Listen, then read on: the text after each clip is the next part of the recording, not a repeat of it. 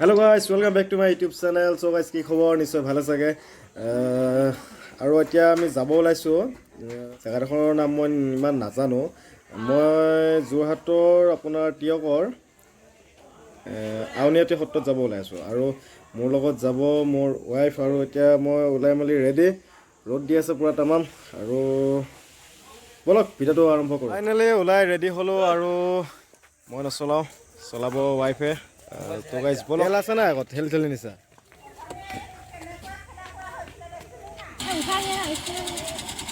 আহ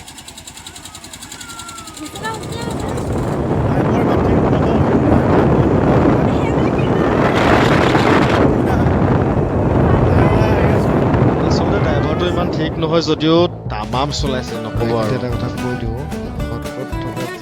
আৰু thank you so' মাছ, মোক ইমান ধুনীয়াকৈ হাত ভৰি নভঙাকৈ একদম মেইন ৰাস্তালৈকে মোক লৈ অনাৰ বাবে।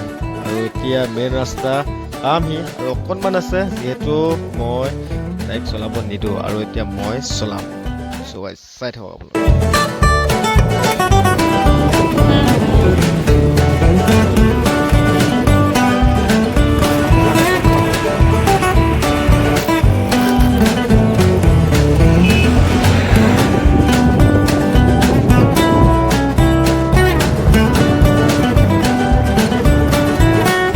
স্কুটিখনত তেল নাছিলে আৰু সেইবাবে ভাবিলোঁ তেল অলপ ঢালি লওঁ আৰু তেল চেল ভৰাই তাৰ এক্সাম আউনীআটী সত্ৰলৈ। চ' গাইজ চাই থাকক ভিডিঅ'টো অকণো স্কিপ নকৰাকৈ।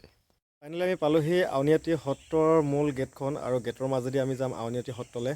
আৰু এফালে ধুনীয়াকৈ এনেকৈ হাতী আছে দুইফালে। ঢেকীয়াখোৱা নামঘৰটো এনেকুৱা আছিলে আৰু বহুত ধুনীয়া লাগিছে সঁচাকৈ। আৰু ভিতৰত গৈ লওঁ, কি আছে আপোনালোকক দেখাই আছোঁ। তো গাইজ ব'লক। আৰু এতিয়া আমি ভিতৰলৈ সোমাই যাম। আচলতে মাজুলীত যেনেকুৱা আউনীআটী সত্ৰ ছেইম তেনেকুৱা ইয়াতো, আৰু ভিতৰলৈ গ'লে গম পাম। আৰু এতিয়া ভিতৰলৈ যাম তাৰ আগতে ইয়াত জোতা চেণ্ডেল খুলি থৈ যাব লাগিব। ইয়াত ধুনীয়াকৈ লিখি থৈ দিছে জোতা চেণ্ডেল খুলিব, ৱাও। চ' গাইজ এতিয়া ভিতৰলৈ যাম আৰু এনেকৈ ইয়াত কিবা কিবি লিখা আছে আপোনালোকে চাব। আৰু এইফালে গৈ আছোঁ আৰু মোৰ মানুহজনী গৈ পাই গ'লগৈ আৰু তাত পাই গ'লগৈ। আৰু এইফালে ধুনীয়াকৈ ইয়াতে কাৰ্পেট পাৰি থৈ দিছে।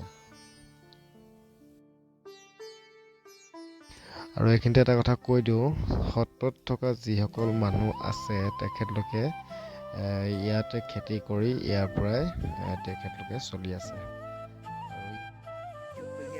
তিয়ক কলীয়াপানী আমি আউনীআটী সত্ৰত পালোঁহি আৰু মোৰ লগত আছে আমাৰ সত্ৰৰ ভৰালী ডাঙৰীয়া আৰু তেখেতৰ পৰা মই দুআষাৰ জানিবলৈ চেষ্টা কৰিম। যিহেতু মাজুলীত আউনীআটী সত্ৰ আছে আৰু আপোনাৰ এইভাগ চাগে ছেকেণ্ড ভাগ ন? হয়, সত্ৰৰ বিষয়ে অকণমান কওকচোন। আমাৰ এই সত্ৰখন প্ৰতিষ্ঠা হৈছে 96 চনত। হয়। তাৰপিছতে ইয়াৰ নামঘৰ মণিকূট সত্ৰাধিকাৰ নিৰ্মাণ কৰা বিষ্ণুচন্দ্ৰ প্ৰভুৰ। তাৰপিছতে তেখেতে সম্পূৰ্ণ কাম কৰিবলৈ নাপালে যে তাৰ পিছৰজন ডক্টৰ পীতাম্বৰদেৱ গোস্বামীয়ে এই নামঘৰ মণিকূট সম্পূৰ্ণ কৰিলে। সম্পূৰ্ণ কৰি 2004 চনত ইয়াৰ দুৱাৰ মুকলি কৰিছিলে। হয়, নিশ্চয় আপোনালোকে হয়তো বহুতে নাজানিছিলে, এতিয়া হয়তো যিসকলে মোৰ ভিডিঅ'টো চাই আছে তেখেতসকলে নিশ্চয় জানিব পাৰিব।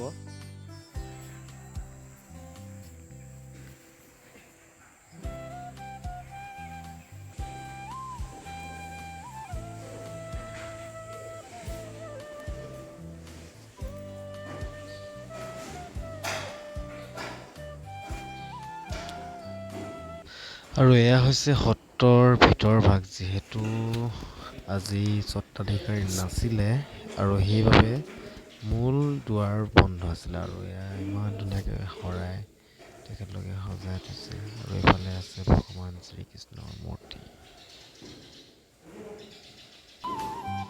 আৰু এতিয়া আছোঁ সত্ৰৰ বেক চাইডে মানে মই এতিয়া আৰু কি আছে মই আপোনালোকক দেখাম।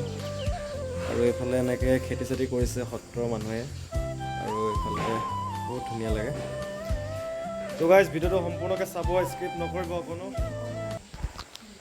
সত্ৰৰ ৱালবিলাকৰ পাছফালে ইমান ধুনীয়াকৈ তেখেতলোকে এটা মূৰ্তি সজাই মেলি থৈছে। এই মূৰ্তিখিনিৰ প্ৰত্যেকৰে নাম আছে, বেলেগ বেলেগ নাম আছে, আৰু ইয়াৰ পৰা বহুতো কথা নজনা কথা জানিব পৰা যায়। আৰু আপোনালোক মই দেখাইছোঁ, এফালে আছে বিষ্ণু। আৰু এনেকৈ বেক চাইডে যিমানখিনি ৱাল আছে প্ৰত্যেকখনতে এনেকৈ আৰ্ট কৰি থোৱা আছে, আপোনালোকে আহিলে চাব পাৰিব। মই এনেকৈ ভিডিঅ' বনাই থাকোঁতে আমাৰ দাদা এজনক লগ পালোঁ। দাদাৰ ঘৰ বোলে লখিমপুৰতে হয়। দাদাৰ নামটো ক'ব নেকি? মণ্টু দত্ত। আৰু তেখেতলোকে আহিছে আউনীআটী সত্ৰ চাবলৈ। আচলতে আউনীআটী সত্ৰ চাবলৈ বহুত দূৰৰ দূৰৰ পৰাই মানুহ আহে, আৰু আমি লখিমপুৰৰ মানুহে লগ পাই গ'লোঁ, যিহেতু মোৰো ঘৰ লখিমপুৰতে।